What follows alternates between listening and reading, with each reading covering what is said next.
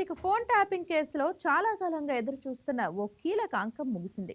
మాజీ ముఖ్యమంత్రి కేసీఆర్ ను సిట్ అధికారులు ప్రశ్నించడంతో ఈ కేసులో కీలక వ్యక్తులందరినీ విచారించినట్లేనని అభిప్రాయం వ్యక్తమవుతోంది. ఇకపై దర్యాప్తు సంస్థమవుతున్న అత్యంత కీలక బాధ్యత ఆధారాలతో కూడిన పక్కా ఛార్జిషీట్ ను కోర్టులో దాఖలు చేయటమే. అయితే సిట్ అధికారులకు ఇప్పుడు ఛార్జిషీట్ తయారు చేయటమే అసలైన టాస్క్ అనే టాక్ వినిపిస్తోంది. మరి సిట్ అధికారులు ఏం చేయనున్నారు? Let's watch this story.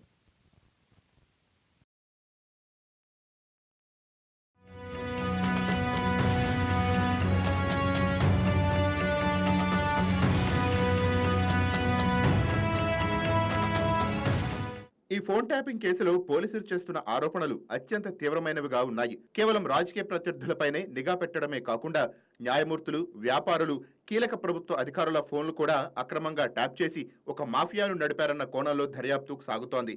Tap చేసిన సమాచారంతో వ్యక్తులను బెదిరించి భారీగా డబ్బులు వసూలు చేశారన్న ఆరోపణలు ఈ కేసును మరింత సంచలనంగా మారుస్తున్నాయి. ఈ వ్యవహారం కేవలం రాజకీయ గూఢచర్యానికి మాత్రమే పరిమితం కాలేదన్నది సిట్ ప్రధాన వాదన.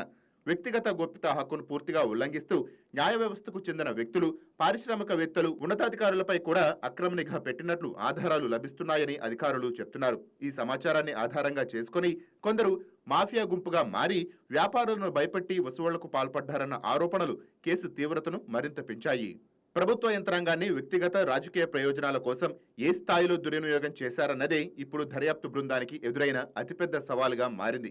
ఈ కోణంలోనే బీఆర్ఎస్ కు వచ్చిన ఎలక్ట్రల్ బాండ్స్ పై కూడా సిట్ అధికారులు ఆరా తీస్తున్నారని సమాచారం. అయితే ఈ కేసులో దర్యాప్తునకు అతిపెద్ద అడ్డంకిగా మారింది ఆధారాల ధ్వంసం. నిందితులు పెద్ద ఎత్తున డేటాను నాశనం చేసినట్లు పోలీసులు గుర్తించారు. హార్డ్ డిస్కులను మూసీ నదిలో పడవేయటం, కంప్యూటర్ ఫైల్స్ ను డిలీట్ చేయడం ద్వారా కీలక సాక్ష్యాలను తుడిపెట్టే ప్రయత్నం జరిగిందని సిట్ అధికారులు చెప్తున్నారు. అయినప్పటికీ ఫోరెన్సిక్ ల్యాబ్ నివేదికలు, రికవరీ చేసిన సాంకేతిక ఆధారాల ఆధారంగా ఈ కుట్రను ఛేదించే దిశగా అధికారులు ముందుకు సాగుతున్నారు. అయితే కేసీఆర్ ను ప్రశ్నించిన సమయంలో అడిగిన ప్రశ్నలు, ఆయన ఇచ్చిన సమాధానాలను ఈ సాంకేతిక సాక్ష్యాలతో సరిపోల్చి వాటిని ఛార్జ్షీట్ లో పొందుపరిచే పనిలో సిట్ బృందం ఉందని తెలుస్తోంది. ఎన్నికల సమయంలో నిధులను తరలించే వాహనాలను పట్టుకునేందుకు కూడా ఈ ట్యాపింగ్ పరికరాలను వినియోగించారన్న ఆరోపణలు బయటకు రావటం తీవ్ర చర్చకు దారితీస్తోంది. ఇది ప్రజాస్వామ్య ప్రక్రియను అపహాస్యం చేయటమేనని విశ్లేషకులు అభిప్రాయపడుతున్నారు. ఒకవేళ సిట్ అధికారులు ఛార్జ్షీట్లు పక్కా నమ్మదగిన సాక్ష్యాలను కోర్టులో ముందుంచగలిగితే అది మాజీ పాలకులకు, అలాగే బాధ్యత వహించిన పోలీస్ అధికారులకు కోలుకోలేని దెబ్బగా మారుతుందని రాజకీయ వర్గాలు భావిస్తున్నాయి. అయితే ఈ కేసు ఎంతటి రాజకీయ ప్రాధాన్యత ఉన్నప్పటికీ చివరకు న్యాయస్థానంలో నిలబడేది కేవలం సాక్ష్యాధారాలే. గాలి వార్తలు కేవలం వాంగ్మూలాలపై ఆధారపడకుండా టెలిగ్రాఫ్ యాక్ట్, ఐటీ చట్టాల ప్రకారం నిబంధనలు ఎలా ఉల్లంఘించారు సిట్ అధికారులు స్పష్టంగా నిరూపించాల్సి ఉంటుంది. ఎంతో కాలంగా ఊరుస్తున్న ఈ ఫోన్ ట్యాపింగ్ కేసు నిజంగా కొలిక్కి రావాలంటే ఛార్జ్షీట్లో ప్రతి ఆరోపణకు స్పష్టమైన, సాంకేతికంగా బలమైన ఆధారాలు ఉండటం అత్యంత అవసరమైన అభిప్రాయం వ్యక్తం అవుతోంది.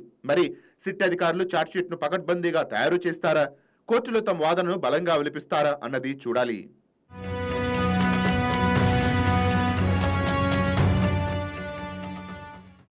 Please subscribe to YK TV Network. Please subscribe to YK TV. Please watch YK News. Don't forget to subscribe YK News channel